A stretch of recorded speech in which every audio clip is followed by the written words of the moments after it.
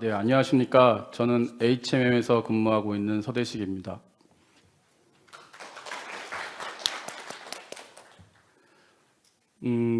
우선 맥넷에서 바이오연료 관련해서 그 발표 기회를 주셔서 정말 감사드립니다. 제가 거의 국내에서는 거의 처음으로 한 5년 전부터 선박의 바이오연료를 활용하기 위해서 알아보고 다녔는데요. 2021년도에 바이오 중유를 선박 발전기 엔진에 처음 사용을 했었고요. 그리고 그 2년 뒤인 올해 9월 15일 날 국내 첫 번째로 이제 국내에서 생산된 바이오 연료를 선박에 실증을 아주 성공적으로 완료를 하였습니다. 그거 관련해서 이전에 연사님께서는 이제 바이오 연료의 시장 그리고 규정 그리고 기술적인 포인트까지 이렇게 잘 설명을 해주셨는데요.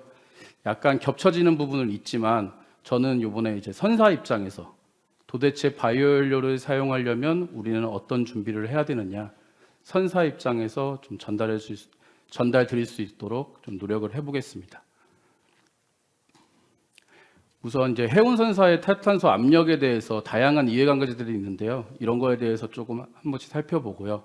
그러면 이런 탈탄소를 하기 위해서 바이오 연료는 어떤 역할을 할 수 있느냐, 그리고 도대체 온실가스 감축 효과는 있느냐, 그리고 그런 연료에 대한 이제 지금까지 했던 실증과 그리고 우리 운용 지침 관련해서 간단하게 살펴보겠습니다.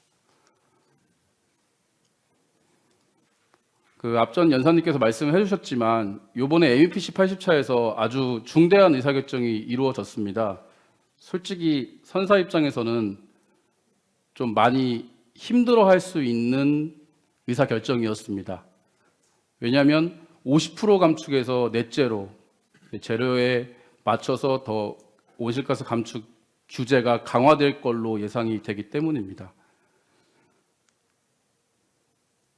각종 규제들을 보면은 여러 가지들이 있는데요. 지금 뭐 EEDI, EEXI, CII는 이미 시행을 하고 있는 규제들이고요. 그리고 내년부터는 EU ETS, 내후년부터는 Pure Maritime, 그리고 27년도부터는 이제 IMO의 중기 조치들이 나올 것입니다. 그럼 여기서 살펴보면 그동안은 이 설계상 에너지 효율을 개선하는 규제들로 이루어져 있었는데 앞으로는 이제 대체 연료 사용 비율을 높이는 이런 규제로 좀 움직이고 있고요. 그리고 온실가스의 규제 범위 자체도 CO2에 국한되어 있다가 이제 N2O나 메탄까지 범위를 확대하고 있습니다. 그리고 온실가스 산정 원칙도 방식도 탱크 투 웨이크에서 이제 웰 투 웨이크로 변화를 이루어지고 있습니다. 또 이거 국제사회에서도 좀 많이 거론이 되고 있는데요. 특히 이제 그린 코리도라고 하죠. 그 그린 연료를 사용해서 항로를 구축하는 그린 코리도 활동이 많이 이루어져 지금 진행되고 있고요. 저희 이제 HMM에서도 지금 참여를 진행하고 있거나 아니면 검토를 진행을 하고 있습니다. 지금 여기에서 보시면 요 존 캐리 이분도 그렇고 빌 게이츠도 그렇고 지금 여러 유명 인사들도 지금 이 그린 코리도에 대해서 관심을 많이 갖고 지금 참여를 하고 있습니다. 저희가 이제 선사 입장이니까 마켓을 생각을 안 할 수가 없거든요. 지금 온실가스 정보 공개에 대한 압박이 계속 심화되고 있고요. 그리고 이런 온실가스 관련되어 있는 금융기관에서의 압박도 있고요. 그리고 화주들에 대한 압박들도 있습니다. 특히 그 화주들 입장에서의 지금 역할론이 좀 선사의 역할론이 굉장히 중요해지고 있는데요. 화주들에 대한 이 산소 정보에 대한 그 스코프 3가 선사 입장에서는 스코프 1이거든요. 저희 선박에서 사용하는 연료에서 배출되는 에미션이라고 보시면 됩니다. 그래서 그거를 이제 화주 측에서 스코프 3를 줄이기 위한 노력들을 많이 하고 있습니다. 그래서 아까 말씀드렸다시피 지금까지는 에너지 효율을 개선하는 규제가 있었는데 앞으로는 연료로 전환하는 대체 연료로 전환하는 규제로 진행이 될 것이고 배출계수도 웰투웨이크 배출계수를 사용할 것이고, 그리고 온실가스의 범위도 확대되고, 그리고 이제 퓨어리오 마리타임 같은 규제를 보면 이제 그전에는 이제 선박별 규제였다고 보면 이제 풀링 제도가 들어오는 선단 규제로 이제 바뀌게 될 것입니다. 그러면 여기에서 이 바이오퓨얼이 대체율로서 어떤 역할을 할지 한번 살펴보도록 하겠습니다. 아까 이제 문건필 팀장님께서 간략하게 설명해 주셨지만 저희가 실제로 실증했던 연료의 배출 계수를 한번 산출을 해봤습니다. 당연히 지금 IMO의 바이오 연료 임시 지침에 만족하는 연료이고요. 그리고 이렇게 배출 계수를 계산을 해봤을 때 기존의 HFO를 사용하는 것 대비해서 약 23.3%의 온실가스를 감축할 수 있었습니다. 당연히 온실가스 감축률을 23.3%로 적용하면 CII 등급은 약 한 8년 정도 지연이 가능합니다. 1년 연간 연료 소모량을 전부 바이오 연료로 사용했을 때의 기준입니다. 이 부분이 좀 재밌는데요. CII를 개선하는데 1톤 CO2를 절감하는데 도대체 비용이 얼마큼 드는 거야? 이걸 한번 계산을 해봤어요. 그러니까 1톤 CO2 줄이는데 약 한 325불 정도 소요가 됩니다. 이거는 좀 특이한 점이 이제 지금은 현재 임시지침이기 때문에 바이오 연료는 웰투웨이크의 배출계수 사용하고 있고요. 기존의 화석연료는 탱크투웨이크의 배출계수 사용하고 있어서 이런 계산치가 나왔습니다. 근데 이제 로테르담은 이제 정부 보조금이 있어서 이제 바이오 연료의 그 단가가 좀 낮거든요. 그거 이제 적용을 해보면 한 톤당 한 177불 정도 소요된다고 볼 수 있습니다. 그럼 반대로 전부 다 혼합이 되지만 전부 다 이제 그 웰투웨이크 배출량으로 계산을 해보자. 그럼 이번에 다 100%입니다. 그러면은 바이오 디젤은 그 178불 정도 되고요. 지금 거론되고 있는 바이오 메탄올은 이제 바이오 디젤의 한 2배 정도. 그리고 아까 이제 이퓨얼로 얘기하는 이 메탄올은 한 4배 정도 됩니다. 요거는 그 KR에서 그 경제성 평가했던 자료에 최고 단가만 이용을 했습니다. 왜냐하면 그 기관마다 발표하는 비용이 다 다르더라고요. 그래서 평균치보다는 그냥 조금 그 보수적으로 가장 높은 단가를 적용해서 한번 시뮬레이션을 해봤습니다. 참고사항입니다. 그래서 다시 한번 리뷰를 해보면 EEDI하고 EEXI는 뭐 영향이 없습니다.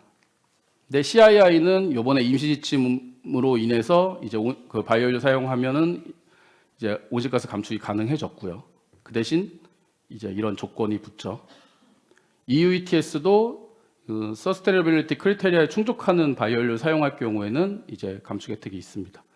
당연히 퓨어리오 마리타임도 마찬가지고요. 그리고 요즘 저희 이제 컨테이너 선사에서는 좀 핫 이슈인데요.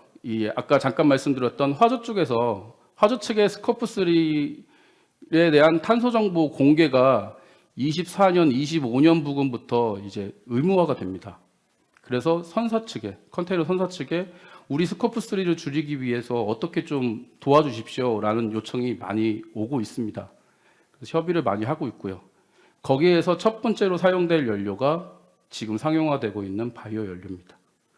그래서 저희도 그린 세일링 서비스라고 해서 지금 이 런칭을 준비하고 있고 이미 다른 선사들은 시행을 하고 있습니다.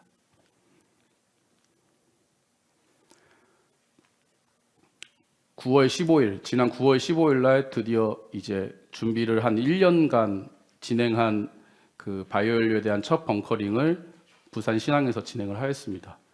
대상 선박은 6,350TU급 컨테이너선인 현대 타코마호였고요. 그리고 2배는 이제 극동항을 출항해서 이제 인도, 브라질을 거쳐서 다시 극동으로 돌아오는 항로에 투입되는 선박입니다. 이번에 첫 그 실증 사업이기 때문에 한 500톤 정도의 그 벙커링 양을 선정을 했고요.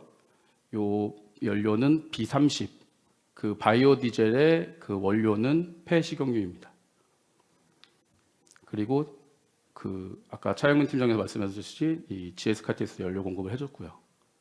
그리고 이 기존에 우리 벙커 샘플 분석을 의뢰하면 약 한 7일에서 10일 정도면 벙커 분석 결과가 나오거든요. 근데 요거는 좀 분석 방법이 조금 달라서 한 3주 정도 소요가 됐습니다. 그래서 3주 정도 기다려서 온 스펙을 다 확인을 하고 사용을 이제 메인 엔진과 이제 발전기 엔진에 사용을 한 6에서 7일 정도 시행을 해서 전량 다 소진을 하였습니다. 그 전량 소진한 후에 이제 그 청정 개통 그리고 이제 엔진 개통을 그 유관 검사 결과 특이사항 없었고요. 퍼포먼스 또한 큰 문제는 없었습니다. 선박의 의견을 한번 들어봤어요. 기관장님, 바이오 연료 실제로 사용해 보니까 어떻습니까? 기존 연료하고 차이 없는데요. 근데 이제 단서가 붙죠. 뭐 6, 7일밖에 사용 안 해봤으니까 트랙 레코더가 너무 없잖아요. 그래서 앞으로 계속 사용해 보면서 우리가 좀 운영 지침을 계속 개발해 나가야겠다. 이런 의견이었습니다. 그래서 저희가 이제 운영 지침을 자체적으로 좀 개발을 했는데요. 그 바이오연료의 특성을 보니까 좀 특이점이 딱 튀는 것들이 있더라고요. 그게 크게 이게 두 가지였거든요. 하나는 기존 화석연료에는 이제 산소 함량이 없습니다. 근데 우리가 주로 바이오 디젤로 사용하는 페임은 이제 약 한 10에서 11% 정도 산소 함량이 있고요. 그리고 아까 이제 문건필 팀장님도 말씀해 주셨지만은 이제 산화 안정성이 좋지 않습니다. 이 성분이 유기물 성분이다 보니까 이제 산화하는 데에 그 문제점이 있는 걸로 보여집니다. 그래서 제가 자료를 찾아보니까 그 맥키니 그 보고서를 봤어요. 아까 이제 문건필 팀장님도 아까 인용을 한 자료가 있던데 이게 연료를 보급하고 12개월 동안은 보관을 한 자료입니다. 근데 이 토탈 세디먼트하고 토탈 엑시드 넘버를 보니까 이 기간이 지나갈수록 수치가 올라가는 것을 확인할 수 있습니다. 이제 혼합 비율이 더 높으면 더 많이 증가합니다. 그래서 여기서 인사이트를 얻은 게 장기간 보관하면 안 되겠다. 그래서 관리 포인트 중에 딱 하나만 뽑자 하면 산화 안정성을 관리하자. 산화 안정성을 관리하면서 저장의 안정성을 확보하자. 이게 산화 안정성이 낮은 연료는 뭐 당연히 이게 산과 그리고 침전물이 발생하고 이제 물 슬러지, 박테리아가 같이 발생할 수 있고요. 그러면 이런 것들이 발생하면 당연히 연료 개통에 이제 과부하가 걸리고 필터 막힘, 청정기 과부하 이런 것들이 생길 수 있고요. 그러면 당연히 이제 엔진 개통에 문제가 발생을 하겠죠.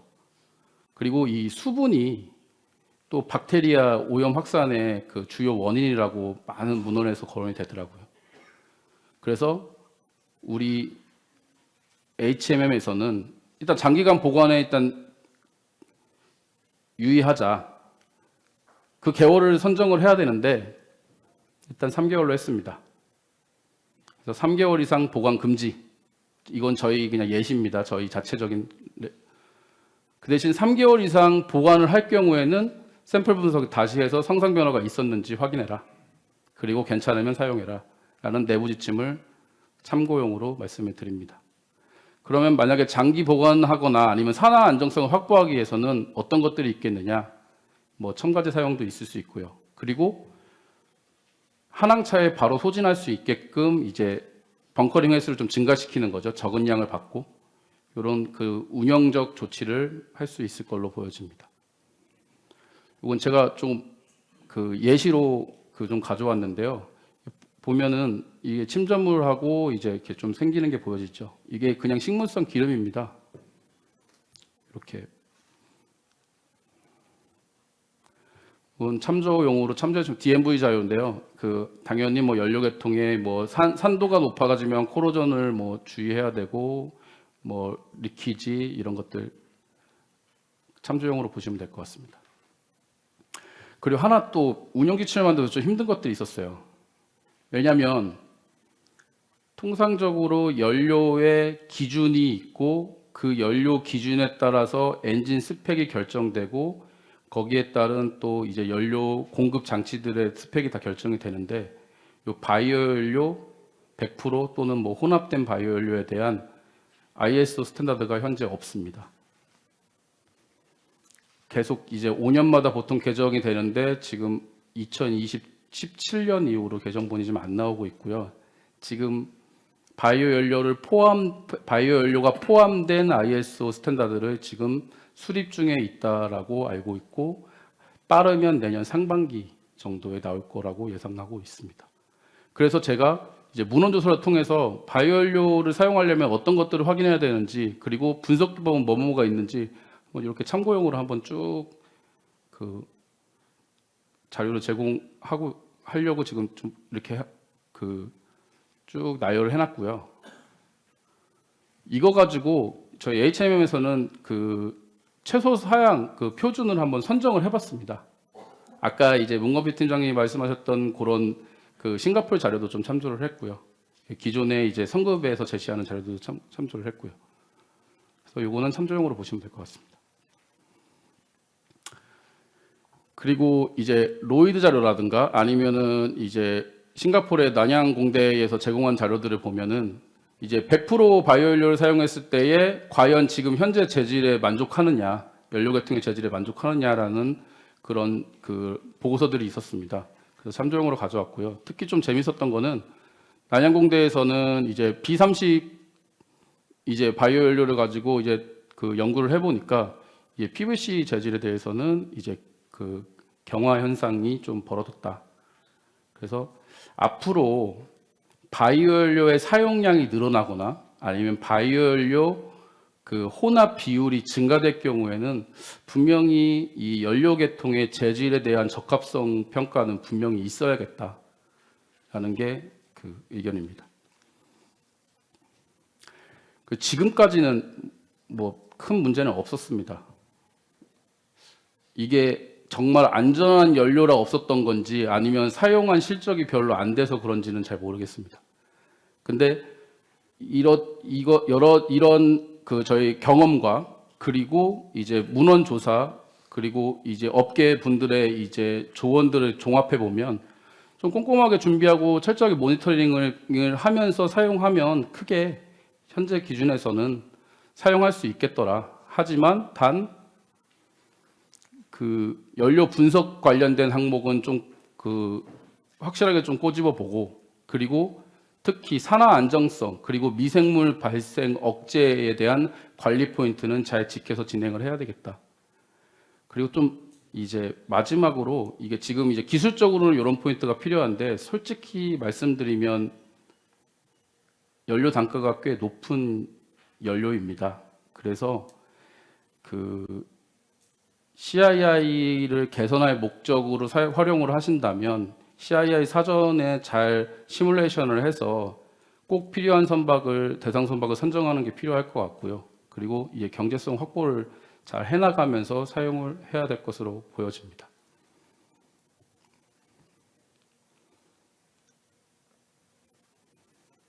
네, 사전 질문에 답변 부탁드리겠습니다. 바이오 연료 사용 시 특별히 주의해야 할 점이라는 거는 지금 뭐 발표하면서 다 말씀을 드렸는데요. 제일 먼저 고려해야 될 거는 산화 안정성 같습니다. 기술적인 측면에서. 산화 안정성을 어떻게 확보할 것이냐. 이게 온스펙으로 수급받은 벙커가 이제 선박에서 저장 과정에서 성상이 바뀌는 현상이 발생을 할 수 있거든요. 바이오 연료는. 그거를 어떻게 방지하면서 사용을 할 것이냐가 제일 키포인트인 것 같고요. 두 번째는 경제성입니다. 분명히 기존 연료보다는 비싼 연료입니다. 마음대로 사용하다가는 경제성 확보가 안 될 수 있거든요. 철저히 준비해서 활용을 하셨으면 좋겠습니다. 선사 입장에서 최대한 좀 발언을 하려고 노력을 했고요. 조금 오늘 제가 발표 자료가 조금 선박의 바이오 연료 활용에 좀 도움이 되셨으면 좋겠습니다. 경청해 주셔서 감사합니다.